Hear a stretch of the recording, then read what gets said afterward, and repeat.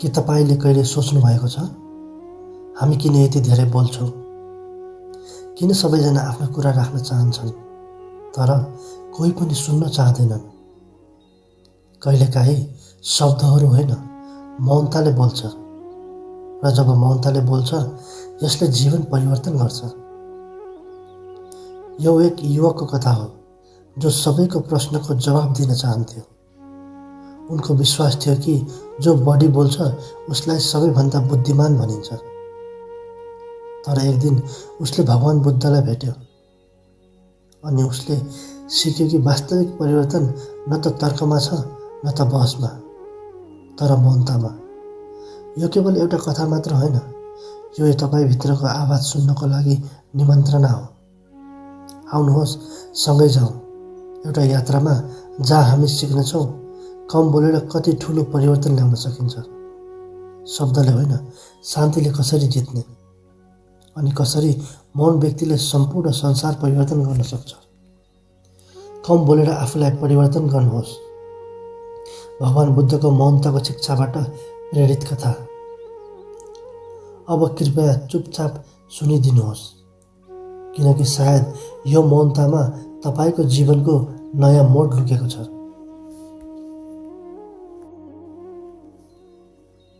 धेरै पहिलेको कुरा हो। एउटा गाउँमा अनिकेत नाम गरेको एक युवक बस्दथ्यो। अनिकेत धेरै बुद्धिमानी थियो तर उसको सबैभन्दा ठुलो कमजोरी उसको रिस र धेरै बोल्ने बानी थियो। ऊ सबैसँग बहस गर्थ्यो र आफूलाई सबैभन्दा राम्रो ठान्थ्यो। मानिसहरू उसँग टाढै बस्न खोज्थे। उसका आमाबाबा पनि उसँग रिसाउने गर्थे। अनिकेतले सोच्थ्यो किन संसारले मेरो कुरा सुन्न चाहँदैन? के म गलत छु र?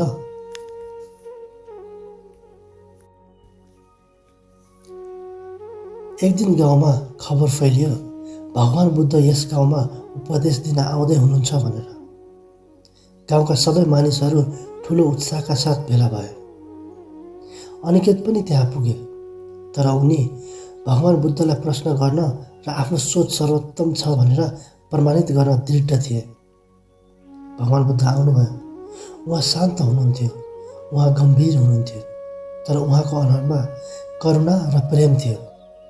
उहाँले भन्नुभयो आफूभित्र हेर्ने व्यक्तिले मात्र साँचो परिवर्तन ल्याउन सक्छ। कम बोल्नु बुद्धिमानी होइन तर आत्मज्ञानको सुरुवात हो। अनिकेतले बिचैमा रोक्दै भन्यो यदि कोही गलत छ भने के हामी चुप लागेर बस्नुपर्छ? के त्यति बेला बोल्नु गलत हो? बुद्ध मुस्कुराउँदै भन्नुभयो बोल्नु गलत होइन तर आत्मज्ञान बिना बोल्नु भनेको आफैलाई गुमाउनु हो। उपदेशको अन्त्यमा भगवान बुद्धले भन्नुभयो जो साँच्चै आफूलाई परिवर्तन गर्न चाहन्छ उसले एक हप्ता मौन बसेर आत्मनिरीक्षण गर्नुपर्छ। कम बोल्नुपर्छ, धेरै बुझ्नुपर्छ। यो पहिलो कदम हो। अनिकेतलाई यो कुराले चुनौती दियो। उसले सोचे म परिवर्तन हुन सक्छु भनेर प्रमाणित गर्नेछु। उनी बुद्धको शिष्य बन्न गए र एकान्तवासमा बस्न थाले। अनिकेत पहिलो दिन नै बेचैन भयो। ऊ केही भन्न चाहन्थ्यो तर ऊ चुप लागेर बस्नु पर्यो। उसको भित्र विचारहरूको आँधी चलिरहेको थियो। के म यो गर्ने मूर्ख हुँ? म किन चुप लागेर बस्नु? भगवान बुद्ध नजिक आउनुभयो र भन्नुभयो बोल्ने बानी परेको व्यक्तिलाई चुप लाग्न गाह्रो हुन्छ तर यही मौनतामा आत्माको आवाज सुनिन्छ। यी दिनहरूमा अनिकेतले महसुस गरे कि उनी अरूलाई परिवर्तन गर्न चाहन्छ तर आफैलाई बुझ्न चाहन्न। उनका धेरै जसो शब्दहरू क्रोधले भरिएका थिए र अहङ्कारले प्रेरित थिए। ऊ रुन थाल्यो मैले मेरा प्रियजनहरू गुमाएँ किनभने म सुन्न चाहन्नथे। मलाई त म सही थिएँ जस्तो मात्र लाग्थ्यो। भगवान बुद्धले टाढाबाट मौनतामा हेरिरहनु भएको थियो। सातौं दिन उनी भगवान बुद्ध कहाँ आए। अब उनको आँखामा तीक्ष्णता थियो तर अहङ्कार थिएन। अब उनको अनुहारमा दृढता थियो तर क्रोध थिएन।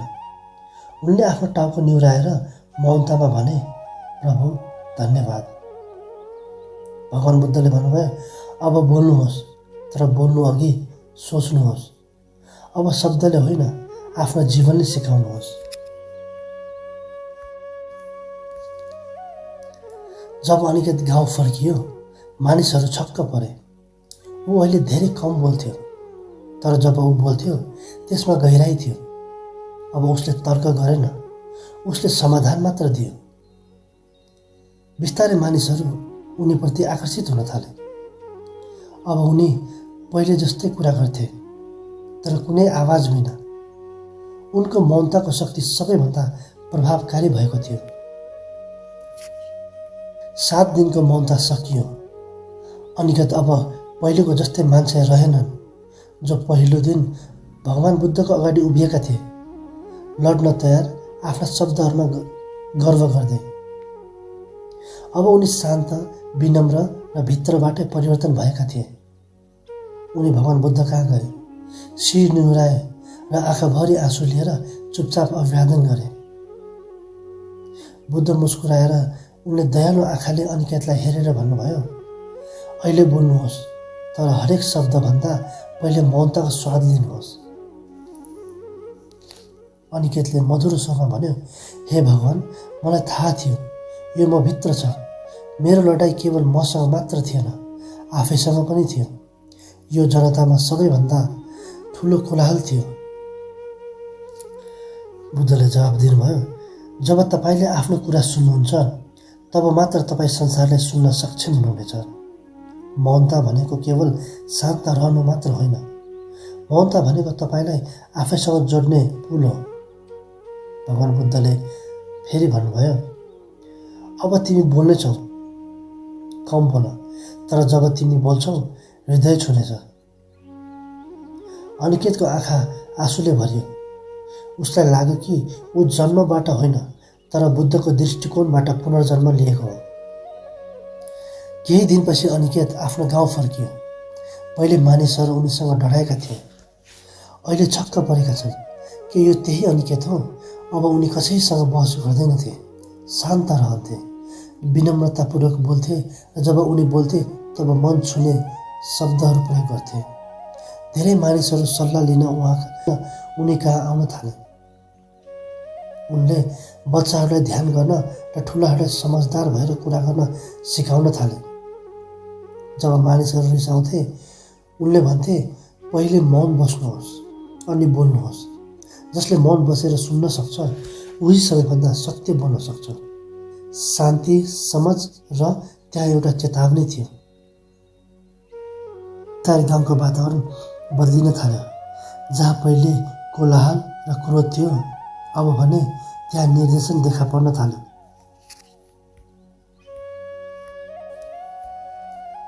कहिलेकाहीँ ठुला परिवर्तनहरू शब्दहरूबाट होइन, मौनताबाट आउँछन्। जब हामी कम बोल्छौँ हामी धेरै सुन्न सक्षम हुन्छौँ, र जब हामी गहिरोसँग सुन्छौँ तब मात्र हामी आफूलाई बुझ्न सक्षम हुन्छौँ। अनिकेत जस्तै हामी सबैभित्र एउटा लडाईँ चलिरहेको छ, अहङ्कार, क्रोध र आफ्नो कुरा बुझाउने इच्छा। तर वास्तविक शक्ति कहिले चुप लाग्ने भनेर जान्नुमा निहित छ। मौनता कायरता होइन, तर आत्मज्ञानको साँचो हो। भगवान बुद्धको यो शिक्षाले हामीलाई बोल्नु अघि सोच्नुहोस् र सोच्नु अघि मौनतालाई अँगाल्नुहोस् भनेर सिकाउँछ। यदि हामी आफूलाई परिवर्तन गर्न चाहन्छौँ भने पहिलो चरण भनेको कम बोल्नु, गहिरो सोच्नु र साँचो हृदयले परिवर्तन हुनु हो। अनि सम्झनुहोस्, जब मौनता बोल्छ सारा संसारले सुन्छ। साथीहरू, आजको यो कथा हजुरलाई कस्तो लाग्यो कृपया कमेन्ट गरिदिनु होला। धन्यवाद।